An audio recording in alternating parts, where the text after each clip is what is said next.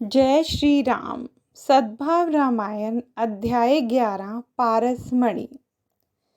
नियम तो ऐसा है कि पारसमणि के संसर्ग के बाद लोहा सोना होना ही चाहिए। ऐसा न बने तो या तो लोहा कुछ ठीक नहीं है या फिर पारसमणि पारसमणि नहीं। राम दर्शन शांति है। राम दर्शन कामना से मुक्ति करा दे।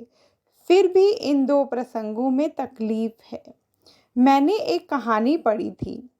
तेल का एक बड़ा व्यापारी था। उसके गोदाम में लोहे की बड़ी बड़ी तेल की टंकियां थी। कुछ ऐसा हुआ कि तेल के व्यापार में लखपति था। बहुत बड़ा घाटा हुआ। वह आदमी बर्बाद हो गया। उसका सर्वस्व लुट गया।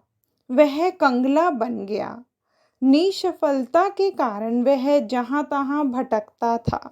साधु संतों के पास भी जाता था, इस अपेक्षा से कि कोई महात्मा भस्म दे और मेरा उद्धार हो जाए।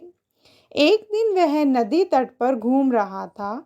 एक संत स्नान करके बाहर आए। संत को उसने दंडवत प्रणाम किया। बोला, बाप जी, बहुत दुखी हूँ। 6 माह पूर्व लखपति था, आज सब गंवा बैठा हूँ। मेरा प्रारब्ध का कोई दोष होगा, मेरे पाप का परिणाम होगा। मैं सब कबूल करता हूँ। संत का हृदय द्रवित हो गया। उन्होंने व्यापारी से कहा, चल मेरी कुटिया में। व्यापारी संत के साथ गया। घास की झोपड़ी थी, उसमें एक कपड़े में कुछ बंधा था।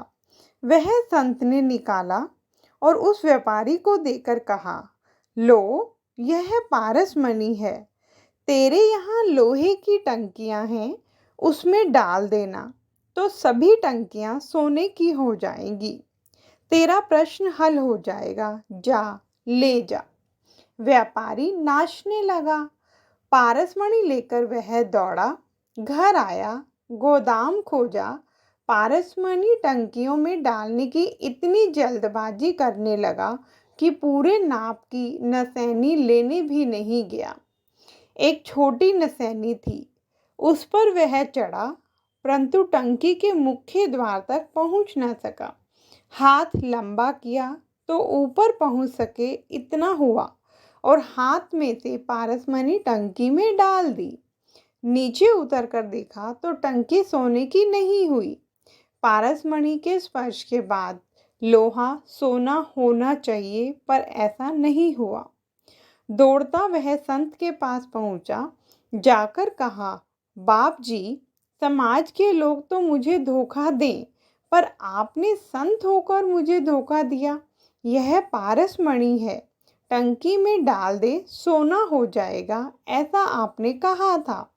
मैंने ऐसा ही किया, फिर भी लोहा सोना नहीं हुआ। संत ने कहा, ऐसा नहीं हो सकता। साधु कपट नहीं करते। साधु की व्याख्या हो यह है, बाहर से नम्रता और भीतर से पवित्रता, इसका योग माने साधु। संत ने उस व्यापारी को कहा, चल मुझे अपने गोदाम में ले चल। संत गोदाम में गए, एक बड़ी नसैनी मंगवाई। संत ने ऊपर चढ़कर देखा तो कारण मिल गया। टंकियां 6 माह से यूं ही खाली पड़ी थी। परिणाम स्वरूप अंदर इतने सारे जाले बुने गए थे कि उस व्यापारी ने पारसमणि अंदर तो डाली थी, परंतु उस जाले में अटक गई थी, लोहे की दीवार को छूती नहीं थी। संत ने व्यापारी को ऊपर बुलाकर कहा, देख, तूने कितनी बड़ी भूल की है। लोहे को पारसमणि का स्पर्श ही नहीं हुआ।